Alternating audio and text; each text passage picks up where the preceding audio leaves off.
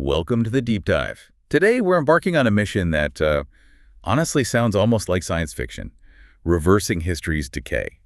Our mission is to really understand the sophisticated partnership required to save the physical repositories of human knowledge, our books and archives. And we're diving right into a critical tension here.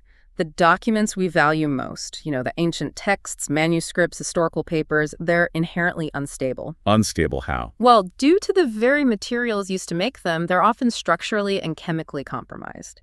Many conservators accurately describe them as materials that have become, over centuries, ticking time bombs. Wow, ticking time bombs. That really puts a visceral urgency on the challenge, doesn't it? This isn't about just simple patching or basic bookbinding anymore.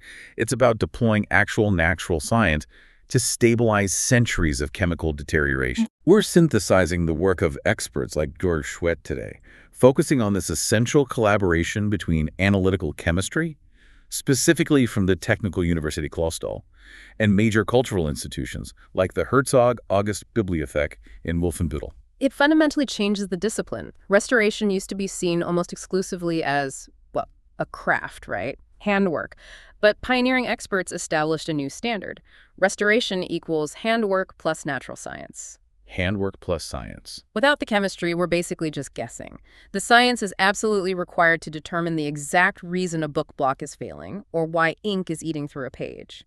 That deep material knowledge is what allows us to ethically tackle these core problems like acidic papal disintegration and that devastating corrosion caused by certain inks, technically known as tintenfrost. Tintenfrost, okay. Yeah, and also identifying some of these really obscure medieval writing substances. Okay, let's unpack this whole scientific journey then. Starting right at the beginning, the actual surfaces upon which early human history was first recorded. Right, so the first rule of restoration, as you said, is material identification. You have to understand the birth and the composition of the writing surface before you can even attempt to repair. Our journey starts way back with the substrates of the ancient world, papyrus and parchment. Papyrus, yeah. Derived from the cypress papyrus plant. It was the dominant medium in Egypt and the Mediterranean world for thousands of years. Its production was fascinatingly reliant on natural chemistry. Pliny the Elder described how strips cut from the plant's pith were laid crosswise, pressed. And critically, the natural starchy plant sap was allowed to dry. And that acted as both an adhesive and a surface sealant, a kind of natural sizing agent. So it was essentially a self-adhering cellulose sheet, pre-sized by nature itself. It sounds incredibly fragile, though. Must have been vulnerable to, everything, mechanical stress, moisture, pests. Oh, it was delicate. Absolutely. While its preservation in the extremely dry climate of Egypt is legendary, the moment papyrus leaves that environment, it struggles. Interestingly, though, the ancient Egyptians used their own preventative conservation methods. They actually coated the papyrus with cedar oil. Cedar oil. Why? Well, it acted as a natural insecticide, which was important, and it also reduced the material's hygroscopy, its tendency to absorb atmospheric moisture. That sounds brilliant, actually, a natural preservation solution from the ancients. But I understand that chemistry eventually created a flaw even in that cedar oil treatment. Absolutely. This is a classic example of conservation introducing a long-term problem, something we always have to watch out for. Yeah. Cedar oil contains volatile organic compounds, specifically these things called oxidizable terpenes. Okay. Over centuries, these terpenes reacted with oxygen, and that caused the papyrus to brown and discolor. So a decision made millennia ago for immediate preservation creates a later restoration challenge for us. Wow. So papyrus was eventually replaced. Yeah, it was generally supplanted by the far more durable animal skin, parchment, in Europe by around the 4th century CE. Parchment. Okay, so untanned animal hide. This is where the chemistry shifts completely, right? Yeah. From plant-based cellulose to animal-based collagen. How is this white tanning process fundamentally different from making, say, regular leather? Right, good question. Traditional tanning uses tannins, usually from bark, and that makes the leather acidic and often less flexible. Parchment preparation, on the other hand, involves a non-tanning process. It's often called liming. The hide from calf, sheep, or goat is soaked in lime water. Lime water, so highly alkaline. Exactly, a high pH environment. This is purely chemical hydrolysis. The alkaline solution breaks down the prekeratins, dissolving the hair in the outer epidermal layer, leaving just the robust, collagen-rich inner layer. So the restorer is now dealing with a pure protein structure, not a fibrous plant material. What does that mean for its stability or lack thereof? Well, collagen is incredibly sensitive to humidity. It's highly hygroscopic. It swells significantly with moisture and shrinks dramatically when it dries out. This constant reaction to ambient humidity is why ancient scrolls and codices often exhibit severe warping, stretching, or cockling. Right. However, and this is a big advantage, the liming process leaves residual alkalinity, a high pH. This alkaline reserve protects the parchment from the kind of acidic decay that we see plaguing paper later on. It prevents the worst effects of corrosive ink, for example. Okay, that makes sense. And before we leave parchment, the concept of palimpsest is just fascinating, scraping off old text to reuse the material. How can modern techniques actually recover that erased history? Well, the scraping was never perfect, right? Tiny traces of the original ink remain embedded deep in the collagen fibers. So, by exposing the parchment to fluorescence lamps, which emit specific wavelengths of UV light, restorers can excite the chemical residues of that original ink. And they glow. They glow faintly, yeah. This reveals the erased text beneath the newer script. It just proves that even apparent destruction can sometimes be reversed through careful observation of material science. Okay, so now we move to paper, the material that really industrialized communication. Invented in China, Kailan 105 CE, introduced to Europe much later, Spain 1144, Italy 1268, just in time for Gutenberg around 1445. Its base, cellulose, is the same building block as papyrus, fundamentally, but the processing is very different, isn't it? It is. Cellulose fibers are the core structure, whether they come from cotton, old rags, or later wood. Molecularly, it's a polymer chain of D-glucose units. What distinguishes it chemically from starch is the linkage, the beta-1 glycosidic linkage. It creates these long, straight molecules that stack really efficiently into microfibrils, and that's what gives paper its tensile strength. So how does the paper actually hold together physically? What's the glue? It's a beautifully simple and, importantly, reversible chemical mechanism, hydrogen bridge bonds. The hydroxyl groups, the OH groups on the cellulose molecule, are highly attracted to water molecules. They form these transient yet collectively strong hydrogen bonds. Okay. When the paper dries, these hydroxyl groups then bond strongly to each other.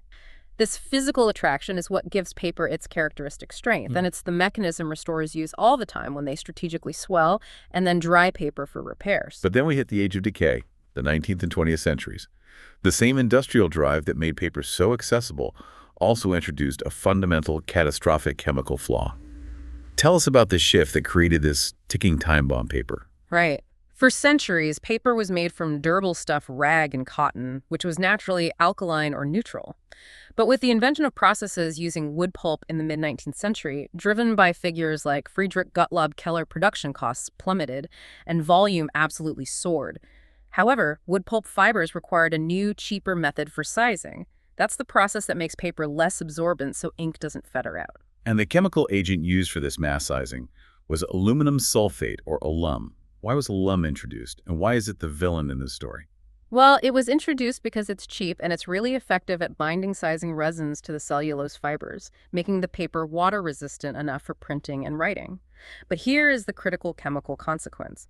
When aluminum sulfate encounters atmospheric moisture, and every book does eventually, it undergoes hydrolysis. Hydrolysis, so it reacts with water. Exactly. That reaction releases free sulfuric acid, H2SO4, along with hydrogen sulfates.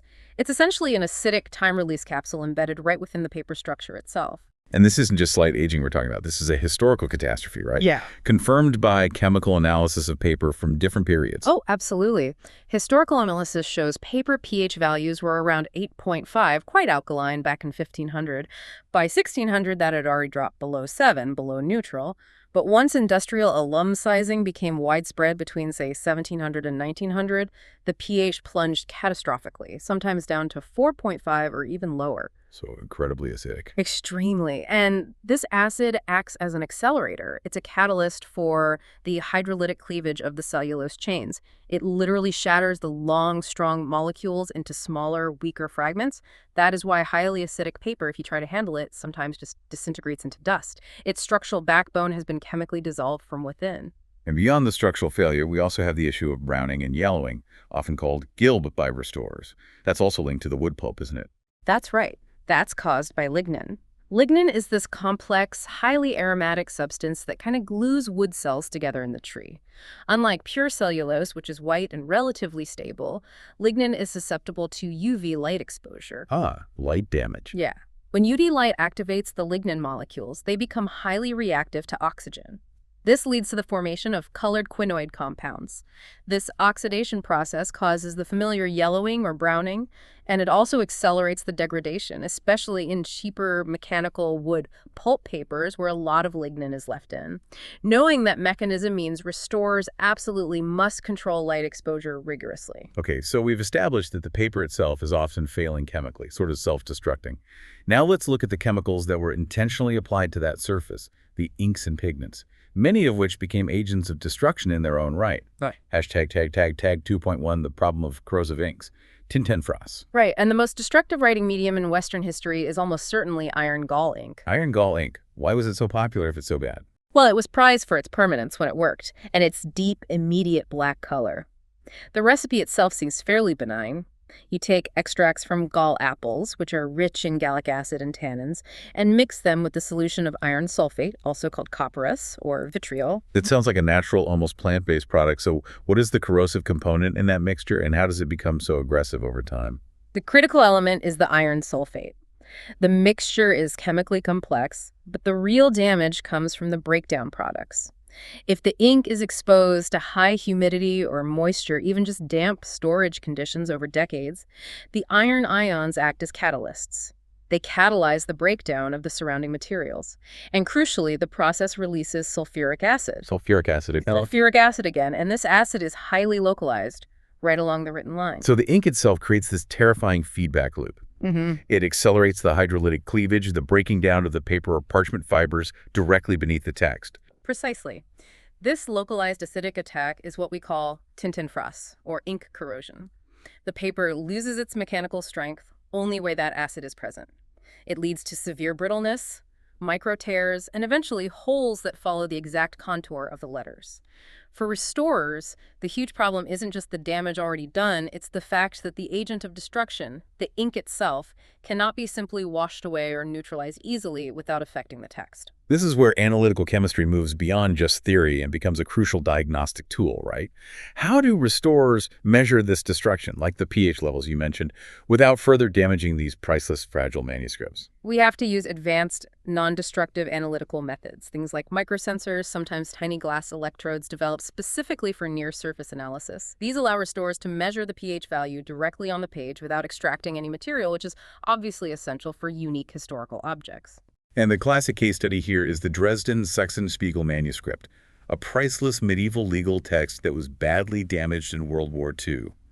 What did the micro-pH analysis actually reveal about its damage? Right. The analysts targeted the visual difference between the intact areas and those suffering obvious corrosion. They found that the brown, heavily deteriorated areas where the ink had clearly run and caused severe structural loss had significantly lower pH values, around 5.5. Okay. The adjacent intact green pigments were higher, at about 5.8, still acidic, but less so. So that small but significant difference confirms the ink was the primary acidic source in those damaged zones. But I understand the analysis also explained a visual phenomenon, the color change of the pigments themselves. Yes, exactly. The brown discoloration wasn't just physical degradation of the paper, it was also a chemical reaction happening to the pigment. The low pH, confirmed in the areas where the iron gall ink had run, demonstrated that the acid spilled over, chemically degrading the green pigments nearby, which were likely chlorophyll-based or a similar plant compound. So the acid changed the color. Yeah. UV-VIS spectral analysis confirmed that the green pigments had degraded in a manner identical to how chlorophyll breaks down when exposed to acid. It turns brown. The science showed that the ink wasn't just destroying the paper support, it was chemically altering the artwork, the illumination itself.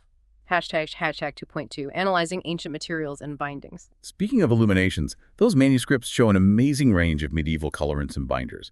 What chemical groups did these ancient pigments typically fall into? And why are restorers often concerned about their toxicity, even today? The colorants are broadly separated into about 3 groups.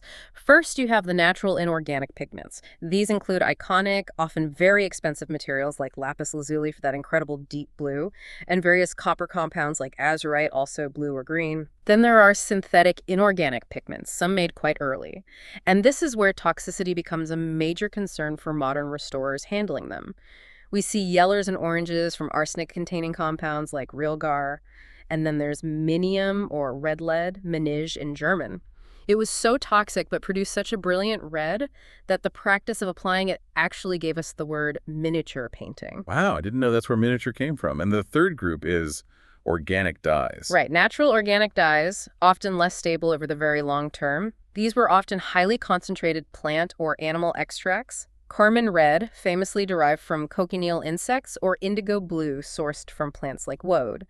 Now, for any pigment to actually adhere to the parchment or paper, it required a strong binder. Right, the glue, basically. Exactly. The common binding agents were usually protein or polysaccharide-based. Things like egg white, various fruit tree gums, cherry or plum gum were common. And this particularly potent glue, called sturgeon glue, extracted from the swim bladder of the fish, sometimes called isinglass. Sounds like an early form of applied chemistry, really, often using whatever sticky protein was available. Yeah. Did they use any chemical agents for preservation back then, maybe mixed in with the binders? They did, often probably unwittingly. The addition of liquids like vinegar or sometimes wine to the binder mixture was quite common. While maybe they added it just for consistency, the low pH of these additions actually served a protective function. It inhibited the growth of mold and fungi, which tend to thrive in more neutral environments. Interesting. Okay, shifting gears to the printing revolution. Gutenberg introduced Druckerschwarz printers ink for letterpress. How did this carbon-based ink save early printed books from the kind of corrosion problems we saw with the Scribble iron doll ink? This was a massive chemical advantage for preservation.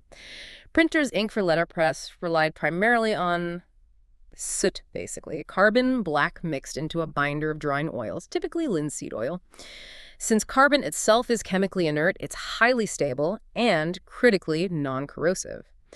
The damage we often see in early printed books is usually due to the paper's inherent acidity from that alum sizing, not the ink itself. The ink is generally fine. But modern industrial printing requires inks that dry almost instantly, right? For newspapers and mass production.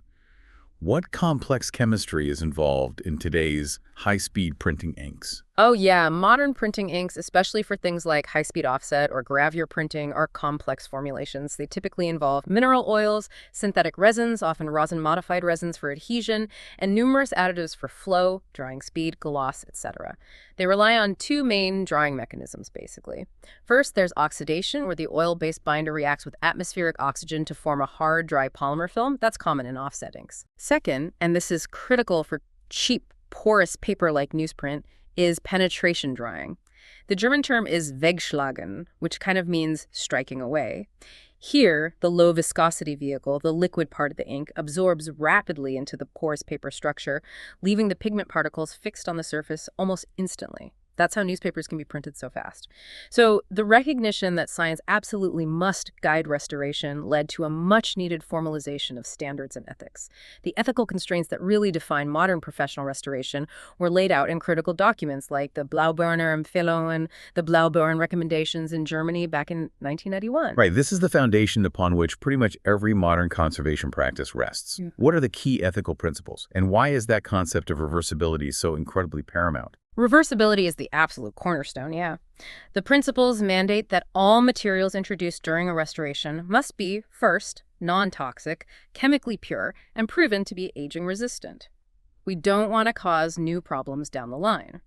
But the core ethical constraint is that all measures taken must be minimally invasive and, crucially, whenever technically feasible, reversible. Why reversible? This rule exists largely because of past errors. Restorers in the early to mid-20th century sometimes used materials like certain glues, tapes, or even plastic foils that contained damaging plasticizers or became chemically unstable over time, actually harming the object they were trying to save. We have to be humble enough to accept that future generations might develop superior methods or discover flaws in our current materials. So we must try to make our interventions undoable. Okay, that makes perfect sense. So we have clear three-part vocabulary now in the field. Preservation, conservation, and restoration. Can you quickly define those? Sure. Preservation is mostly about securing the status quo, usually preventative measures. Think optimizing climate control, aiming for a stable 18 degrees C and 50% relative humidity in storage. Conservation is about maintaining the present condition through minimal direct interventions on the object itself. And restoration is the active return of an object to a usable or understandable condition, but always, always prioritizing the maximum retention of original historical substance. It's not about making it look brand new. Disaster recovery really is the ultimate test for modern restoration science, isn't it? The Weimar fire at the Herzog Anna Amalia Bibliothek in 2004 was just devastating. It affected over 100,000 valuable books. What were the unique challenges presented by that combination of fire, intense heat, and then the water used to put it out?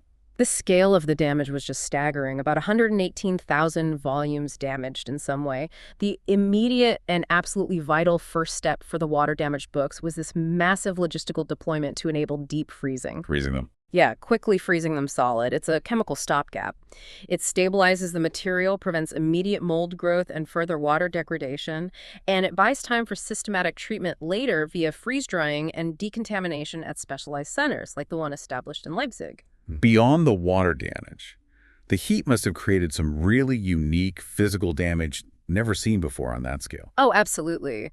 The specific heat trauma included things like entire book blocks being literally baked together where the heat melted old animal glues, fusing the pages into solid blocks. And after freeze-drying the waterlogged books, a common and difficult issue was that the leather spines had become incredibly inflexible and brittle. They just shattered if you tried to open the book. The restoration of some of the most precious volumes required meticulous, highly specialized techniques. Things like painstakingly layering damaged, fragile pages onto fine mesh fabric for support, and even using liquid paper fibers, basically cellulose pulp suspended in water, to reconstruct sections of pages that were physically burned away. Just incredible, painstaking work. Now, if Weimar was a catastrophe of fire and water, the 2009 Cologne archive collapse was a disaster of earth, concrete, and just sheer raw scale. That disaster created what restorers now call the Cologne damage profile. Yeah, it was unique and chemically incredibly complex. 90% of the city's historical archives were buried under tons of rubble from the collapsing building. They were exposed not only to groundwater, but also to earth, mud, and immense amounts of concrete construction debris, Bauschutt. The estimated recovery effort was initially pegged at something like 300 million euros and potentially 30 years of continuous work by hundreds of restorers. Wow. And the primary chemical threat here was the alkaline nature of all that concrete dust, right? Yeah. How did that dust complicate the standard water damage response you just described? Right. Concrete dust has an extremely high pH, often reaching 11 or even 12, highly alkaline. If that alkaline dust had come into contact with water, even just humid air or the moisture already in the documents, it would have caused an accelerated severe alkaline degradation of the paper cellulose. The opposite problem of acid, but just as bad. This meant that the first critical step for every single archival unit recovered was meticulous initial dry cleaning. Dry cleaning. Yes, before any water or freezing. This involved using soft brushes, specialized chemically inert latex sponges. They sort of absorb the dirt without needing moisture and sometimes compressed air, all to prevent that alkaline material from reacting with any moisture present. So that initial careful dry handling basically determined whether the archive could be saved at all. And then the sheer volume of wet but now dry clean material necessitated a huge national response, didn't it? It did. The scale was just unprecedented. It required the establishment and sustained operation of 7 separate large-scale freeze-drying facilities across Germany just to handle the wet material, running until 2014. Ultimately, this disaster led to the founding of the Massive Restoration and Digitization Center, the RDZ, in Cologne, designed specifically to handle this incredibly long-term, high-volume restoration challenge. It really demonstrates the national commitment to scientifically informed preservation when disaster strikes. Hashtag 3.2 advanced chemical and mechanical treatments. Okay, moving from disaster response back to treating that pervasive slow burn problem of 19th century acidic paper. The field develops industrial-scale solutions like mass deacidification because you just can't treat every single book individually, right? Exactly. This is where analytical chemistry really provides the efficiency needed for the scale of the problem. The goal is to neutralize the sulfuric acid embedded in literally millions of books from that era. We know we can't use water generally because water accelerates the acid's damage and, crucially, causes many water-sensitive inks and colors to run or bleed. So the solution has to be non-aqueous, using solvents other than water. Why is that essential, and what do these complex solvents actually carry into the paper? It's essential because we need a solvent that can penetrate deep into the paper structure without causing the cellulose fibers to swell significantly or dissolving those water-soluble compounds like iron gall ink. So we use organic, non-aqueous solvents like enheptane or hexamethyldisiloxane. These act purely as carriers. They transport the alkaline neutralizers, typically ultrafine particles of magnesium oxide or calcium carbonate, deep into the fiber matrix. And then the solvent just evaporates. Yeah, the solvent carries the neutralizer in, deposits it among the fibers, and then evaporates completely, leaving the neutralizer behind. And the long-term solution isn't just neutralizing the acid that's already there, it's leaving behind a defense mechanism, the famous alkaline reserve. This is the absolutely critical component for achieving long-term permanence. The magnesium or calcium carbonate salts must remain permanently deposited within the paper structure after the treatment. They function as a buffer. They ensure that even if ambient pollution like sulfur dioxide in the air or internal chemical breakdown tries to generate new acid in the future, this alkaline reserve immediately neutralizes it, locking the paper's pH at a safe, slightly alkaline level, hopefully for centuries. Okay, that's the mass approach. But for individual high-value sheets, there's an aqueous or water-based process called the Buchrestaurierung process. How does that manage to achieve stability despite using water, which you said is usually a problem? Right. This is used when the specific damage profile allows for careful washing and treatment. Perhaps the inks are stable enough. It employs buffering solutions, like magnesium hydrogen carbonate dissolved in water, to neutralize the acid and leave the alkaline reserve, but it adds a key stabilizer, methylcellulose. Methylcellulose is a viscous polymer that acts as a fixative during the wet treatment. It helps to stiffen the cellulose fibers slightly, and crucially, it physically stabilizes many water-sensitive inks and colors during the wash, preventing them from running or bleeding out into the water. Clever. Finally, let's discuss the most astonishing mechanical feat developed for paper that's been severely ravaged by ink corrosion, by tintin frost. Paper splitting or paper spaltverfahren. This sounds almost impossible, splitting a single sheet of paper in half. It really is restoration surgery at the microscopic level. It was developed specifically for paper so degraded by acid, particularly from ink corrosion, that the fibers are barely hanging together. First, the damaged paper sheet is carefully swollen slightly, usually with moisture. And then a sturdy carrier paper coated with a water-soluble gelatin glue is attached firmly to both sides of the fragile sheet. This temporarily gives the almost disintegrating paper some mechanical integrity. Okay, so it's sandwiched. What happens next? How do they actually split a page in half? Using highly controlled mechanical tension, it's a specialized machine. The original paper is literally pulled apart into two incredibly fragile halves, separating the front written surface from the back written surface. The strength of the gelatin glue on the carrier papers allows this separation to happen right along the plane of least resistance, which is usually the weakened, damaged internal fibers in the middle of the sheet. Unbelievable. Yeah. And then they insert the structural repair into that gap. Precisely. Into that impossibly thin, fragile internal cavity they just created, they insert a new core sheet. This is usually a very thin, strong, pre-buffered Japan paper, Kernblatt. This core is already treated with calcium carbonate to provide that vital alkaline reserve.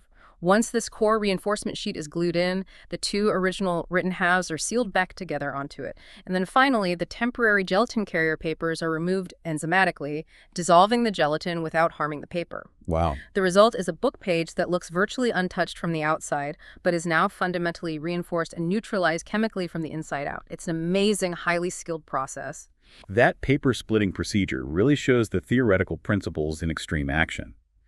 Now, to ground all this high-level chemistry and engineering, let's walk through the restoration of a specific, tangible object. We're looking at the 1784 book, Onomatologia Curiosa, Artificiosa et Magica by Johann Christian Wegleb. A fascinating title. It's a volume on natural magic and history, and it provides a perfect case study for a multi-stage repair, bringing lots of these techniques together.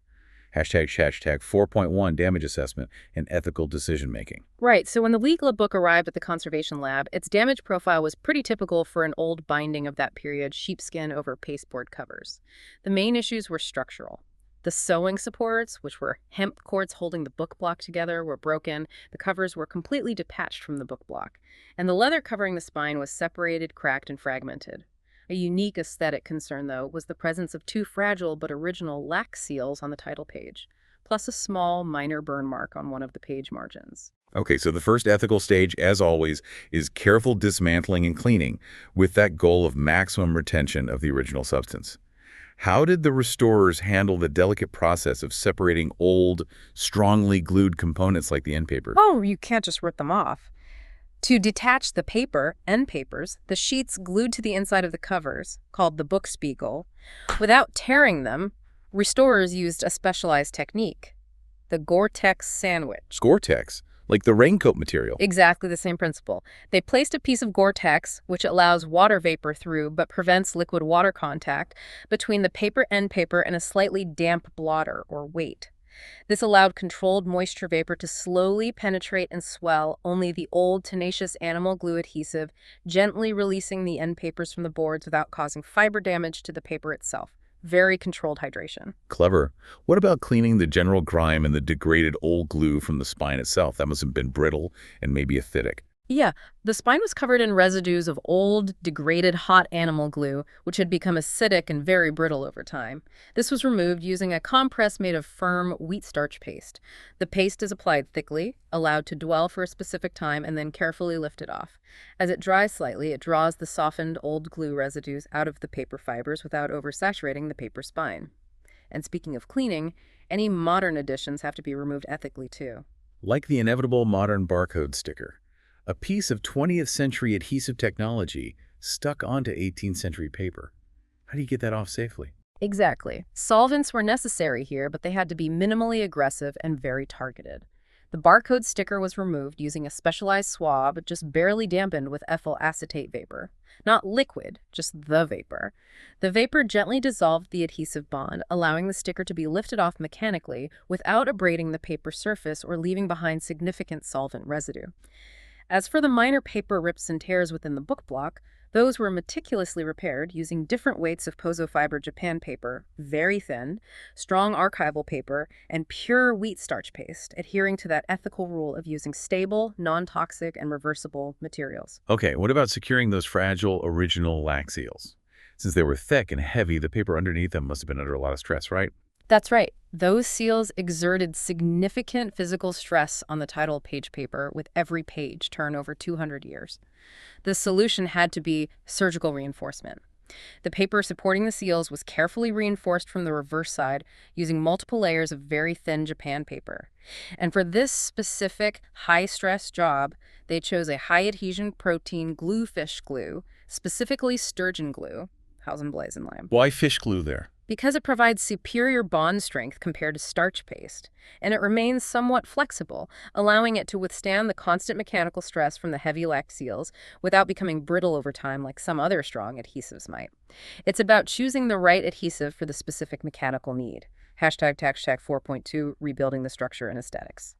Okay, so with the individual pages repaired and cleaned, the focus shifts entirely to rebuilding the binding's structural integrity. The broken hemp cords, which originally connected the main book block to the covers, had to be repaired or extended. How do you repair something that is both a textile accord and a key structural element? They carefully extended the original broken hemp cords using new scraped hemp fibers. These extensions were then meticulously glued onto the inside of the cover boards using a strong yet flexible traditional animal skin glue, hot lime. This is absolutely essential, as these cords, or bunda, carry the weight of the book block and must provide structural continuity when the covers are opened and closed. Next, the spine itself. The ruckin needs reshaping and strengthening before the cover can go back on. Exactly. The spine of the sewn book block was consolidated by applying a layer of skin glue, a process called gluing the spine, or éboulement. While the glue was tacky, the spine was gently manipulated back into its original slightly rounded shape using a bookbinder's hammer. This rounding helps distribute stress more evenly when the book opens. It was then immediately lined, or backed, hinterkleben, with thin, strong Japan paper, using the same glue for essential fiber stability across the spine folds. Following this, the decorative and protective bands at the top and bottom of the spine, the end bands or capital, were carefully resecured using a slightly thicker mixture of skin glue and starch paste for bulk. Okay, structural integrity is coming back. Now turning to the covers themselves, which were failing pasteboard. Right, the original pasteboard covers were split along the edges. These splits were carefully re-glued and compressed. Chipped edges were consolidated by injecting a very thin, penetrating adhesive, like a dilute cellulose ether, to bind the separating layers of the board back together. Where significant sections of the pasteboard corners were completely missing, restorers created a kind of structural putty, a mixture of cellulose fibers and Japan paper pulp mixed with an adhesive. This was carefully applied and molded to fill the void, restoring the original three-dimensional shape and strength of the board before recovering with leather. Right, makes sense. The final major structural step is the new spine leather. This is the moment where they have to perfectly blend the structural repair with matching the historical aesthetic. Absolutely. A new piece of vegetable tanned calf leather was selected importantly. Vegetable tan to ensure it would not introduce acidity like some modern tanning methods. It was then carefully dyed using stable aniline dyes to precisely match the color of the original aged sheepskin on the covers. To ensure that the dye wouldn't bleed or rub off over time, the newly dyed leather was treated with a dilute formic acid solution, which acts as a mordant to fix the color chemically within the leather fibers. The new leather piece was then skillfully pared thin at the edges and installed over the spine and onto the boards using a combination of wheat starch paste for slip and positioning, and animal skin glue for ultimate strength, resulting in what's called a tight spine, Festerrücken, where the leather adheres directly to the spine of the book block, providing maximum strength for this type of binding. And the crowning achievement, preserving the actual look and feel of the original 18th century binding. They didn't just discard the old fragmented spine leather pieces, did they? Absolutely not. That is the ethical imperative of maximum retention of original material in action. The original fragmented sheepskin spine leather pieces and the original title labels, even if they were tiny or broken, were carefully lifted from the old spine before recovering. These fragments were then painstakingly thinned down from the back, sometimes to almost paper-like delicacy, removing the weak, powdery layers. They were then meticulously reapplied back onto the new calf leather spine in their original positions, using a strong but reversible adhesive, often fish glue again for its clarity and strength. This ensures that while the new strong structure provides centuries of future support, the maximum amount of historical substance and the aesthetic authenticity of the original 1784 binding are retained and visible.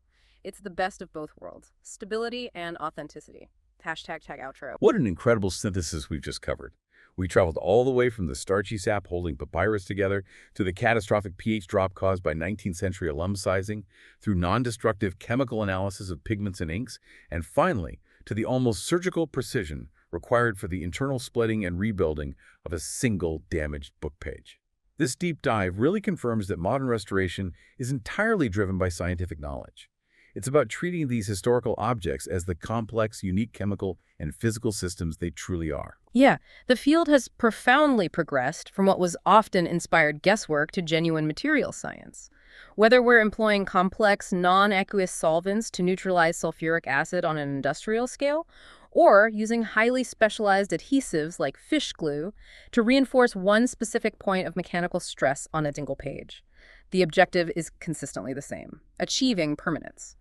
We use the science of chemical kinetics and material aging to try and ensure that the solutions we implement today are themselves aging-resistant and, whenever possible, reversible for the benefit of future preservationists who might know even more than we do. And the sheer scale of effort, like we saw in the multi-decade commitments required for the Cologne Archive recovery, truly demonstrates the national and cultural importance placed on this work. It really is a race against entropy, against decay. And the science is allowing us to win that race more often, guaranteeing that these physical objects can continue to communicate history for centuries more. And that leads inevitably to a necessary final provocative thought for you to consider. We have meticulously dissected how things like light, water, trace metals, and sulfuric acid chemically destroy our physical history recorded on paper and parchment. But consider the contemporary challenge, our digital history. Digital information relies on incredibly fragile, often proprietary formats, rapid hardware obsolescence. Think about your old floppy disks or zip drives and physical servers demanding constant, massive amounts of energy for cooling and power just to prevent catastrophic data loss. If acid decay on paper is a ticking time bomb, what infinitely complex, maybe even intractable preservation challenge does our vast, ephemeral digital landscape present? That's a sobering question. We really have to ask ourselves. What materials, what methods, and what sheer willpower and resources will be required for the digital preservationists of, say, 2300 CE to recover the data that defines our era? That, perhaps, is a deep dive we all need to start preparing for right now.